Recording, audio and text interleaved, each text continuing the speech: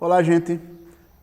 Em outro momento eu já gravei vídeos aqui para vocês fazendo uma correlação entre os fenômenos comportamentais ou mesmo a análise do comportamento e as diferentes filosofias que existem.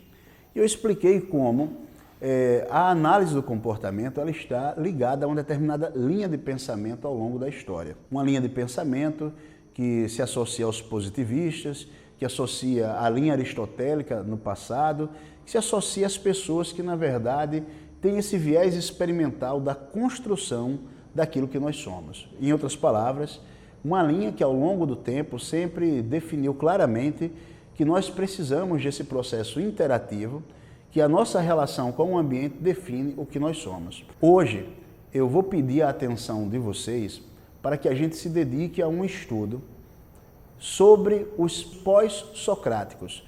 Os pós-socráticos que muito contribuíram, mas um tipo específico dos pós-socráticos, que é especificamente os estoicos, os estoicistas, exatamente isso.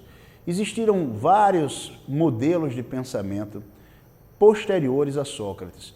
Um deles é o hedonismo, que fala da necessidade de ser feliz na relação e na busca do prazer. O outro é o epicurismo, que fala do processo do utilitarismo, como precisamos fazer coisas que são úteis. Eu não repudio muito essa proposta do epicurismo, mas eu gostaria de fazer uma reflexão específica sobre a análise do comportamento e o que nós chamamos de estoicismo. E eu vou destacar particularmente, recomendando a leitura de vocês, de um sujeito chamado Sêneca. Então, logo depois do vídeo aí, quem quiser dar uma estudada, procurar ler alguma coisa sobre Sêneca, eu tenho certeza que vai contribuir muito com a vida de todos vocês. E o estoicismo é uma filosofia específica que fala muito da necessidade de crescermos e de nos desenvolvermos, acreditando piamente que a dor, o sofrimento, possibilita reflexões mais aprofundadas sobre a vida e uma compreensão mais aprofundada do processo. Pode ser que num primeiro momento isso vá de encontro às propostas do behaviorismo, visto que nós falamos que o reforçamento é fundamental para o desenvolvimento das aprendizagens e eventos aversivos, eles causam, digamos assim, muito desconforto, gerando também efeitos colaterais. Por outro lado, quando nós falamos de uma perspectiva estoica, nós estamos falando da necessidade que as pessoas possuem de encarar dores e desconfortos da vida como um processo que faz parte também da relação existencial. Em outras palavras, não dá para fugir de dores e desconfortos perpetuamente. Então, a vida de laboratório em que o sujeito é apenas reforçado, ela não é válida porque não é uma vida real, concreta. Todos nós, em algum momento da nossa vida, passaremos por dores, desconfortos e privações. E por que não, então, nos prepararmos, treinarmos e construirmos situações simuladas para processos como esses que, inevitavelmente, a vida nos surpreenderá? O que eu estou querendo dizer é que, em alguma medida, vamos pensar no processo religioso. Por que todas as religiões, absolutamente todas as religiões do mundo, recomendam o jejum?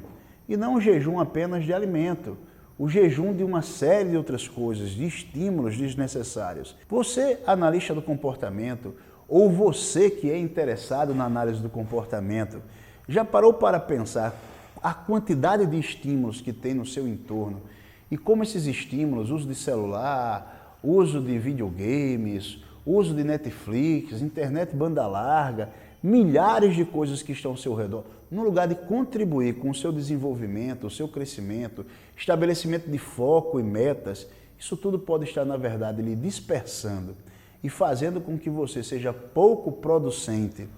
Na verdade, se torna um sujeito que pouco produz, porque fica perdido nessa cadeia enorme de estímulos e acaba não apresentando resultados efetivos para a sua vida, nem tocando da maneira que você poderia tocar a vida dos demais. Isso não é discurso religioso, eu estou falando de maneira concreta. À medida que nós entendemos que precisamos nos privar dessa concorrência de estímulos enorme e precisamos estabelecer uma linha organizada daquilo que vai, de certa maneira, interagir com a gente começa um processo de autodisciplina que muito contribui para o nosso desenvolvimento. E, evidentemente, ficamos privados de coisas que no primeiro momento podem parecer muito prazerosas, mas nós disciplinamos para que isso ocorra em momentos e em situações específicas. E isso se torna saudável. Todo prazer que é buscado de maneira desenfreada, toda hora, a todo instante, não irá contribuir de forma alguma com o desenvolvimento do sujeito. Muito pelo contrário, se falarmos em termos neurológicos, isso trará inúmeros prejuízos. Olha, o sistema dopaminérgico, aquilo que nós chamamos de áreas de recompensa do cérebro, não se torna ativo quando o indivíduo repete aquela mesma atividade constantemente. Daí a natureza dos vícios, por isso que o sujeito precisa sempre de mais e de maior intensidade naquele tipo de estimulação para obter os mesmos resultados de prazer. Já experimentou a privação? Já experimentou se furtar um pouco dessas coisas? Equilibrar os momentos de prazer? A forma que você vai se auto-recompensar? Isso mesmo, começa por um livro, você estabelece a leitura de um livro e coloca ali regras para você beber água, para você se alimentar, para você levantar para ir ao banheiro, limitando o tempo de leitura específica após tantas páginas, é que eu vou beber uma água, é que eu vou comer alguma coisa, é que eu vou me dar o direito de fazer isso. A produção que você vai fazer, os resultados da leitura, do entendimento, da compreensão, serão muito maiores do que se você fizer isso de forma aleatória. É assim que nós trabalhamos o processo educacional dos nossos filhos. Então, quando a gente fala de estoicismo, embora exista um estoicismo do passado que recomenda a dor e o sofrimento como plataforma de crescimento, nós falamos hoje sobre essa relação de dor e sofrimento de uma maneira mais técnica, de uma maneira mais pensada. Em outras palavras, assim como para um músculo se desenvolver, a gente precisa, de certa maneira, forçar esse músculo até que cause certas microlesões nas fibras musculares, que faz com que o processo de regeneração e o acúmulo de nutrientes na fibra muscular seja maior cada vez mais. No cérebro também, nós estamos falando que para que o sujeito desenvolva novas conexões, ele também precisa forçar, estimular de certa maneira a leitura, a experiência com coisas específicas. E quanto mais ele aprofunda aquilo, de uma maneira que ele se lança daquilo, e isso implica em certo sofrimento, porque vai haver privação de outros estímulos quando ele se foca naquilo ali, isso é o que na verdade vai garantir um desenvolvimento, uma interconexão do crescimento dendrítico dele com outros neurônios, se interconectando com outros neurônios, que vai despertar novas formas de pensar, novas formas de entender o mundo, de compreender a realidade. E isso tudo garante um desenvolvimento real e efetivo do sujeito. Ademais, entender que as dores fazem parte da vida, o desconforto faz parte da vida, faz com que a gente se relacione com pessoas em que nos sentimos mais confortáveis, pessoas que não são tão melindrosas, cheias de mimimi, dengosas ou mimadas.